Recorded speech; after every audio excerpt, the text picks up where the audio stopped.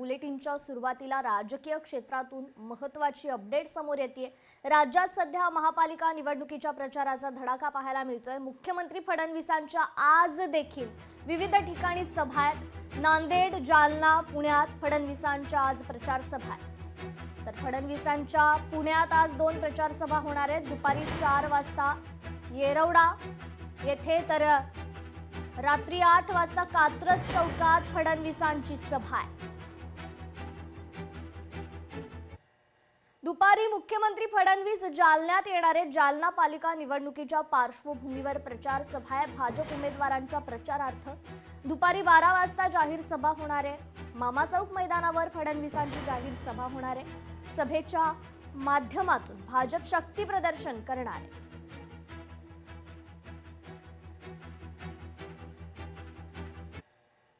तर नांदेड जिल्ह्यात आज राजकीय घडामोडींना वेग येणार आहे। नांदेडमध्ये दुपारी 3 वाजता मुख्यमंत्री फडणवीसांची सभा आहे। तर सकाळी 11 वाजता पंकजा मुंडेंची प्रचार सभा होणार आहे।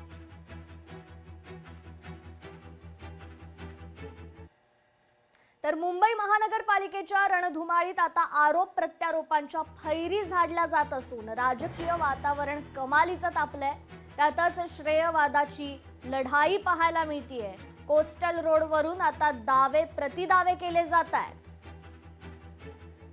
मला तर आता असं लक्षात आलं आहे की मुंबईमध्ये निवडणुकीमध्ये श्रेय चोरणारी टोळी सक्रिय झाली आहे आणि या टोळीमध्ये काही अबोध बालक देखील आहेत जे श्रेय चोरण्याचा प्रयत्न करतायत। म्हणतात सगळं आम्हीच केलं, या ठिकाणी कोस्टल रोड आम्हीच केला, मेट्रो ही आम्हीच केली। ये पब्लिक है, ये सब जानती है। अरे अर्ध्या रात्री ते मुंबईकरांना उठवून विचारलं कोस्टल रोड कोणी केला, बीडीडी चाळीचा विकास कोणी केला, या ठिकाणी मेट्रोचं काम कोणी केलं। अर्ध्या रात्री मुंबईकर सांगतील हे महायुतीने केलं। कोणी केला? आता कोस्टल रोड म्हणाले आम्ही केला। रे कोस्टल रोडच्या परवानगी पासून सगळं जे मिळत नव्हतं ते मोदीजींचं सरकार आल्यानंतर देवेंद्रजींनी जाऊन सगळ्या परवानग्या मिळवल्या आणि म्हणून तो कोस्टल रोड झाला। मुंबईतल्या मेट्रो लाईन कोणी पूर्ण केल्या? महायुतीने केल्या। त्याच्यात पण स्पीड ब्रेकर टाकला होता। अनेक मेट्रोला स्टे देण्याचं काम केलं, पण ते आम्ही धुडकावून लावलं। कोस्टल रोड कोणी पूर्ण केला तो सांगितलं मी।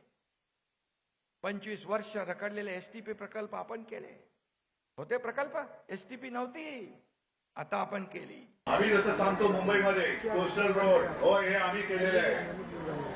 मुंबई महानगरपालिकेच्या 92,000 पर्यंतच्या मुदत 92,000 कोटीच्या मुदत ठेवी हे आम्ही करून दाखवलेले आहे। कशाला? अगदी मुख्यमंत्री असताना मेट्रो 2चं लोकार्पण सुद्धा मीच केलेलं आहे। लोकशाही मराठी ऐका, पहा, जागरूक रहा।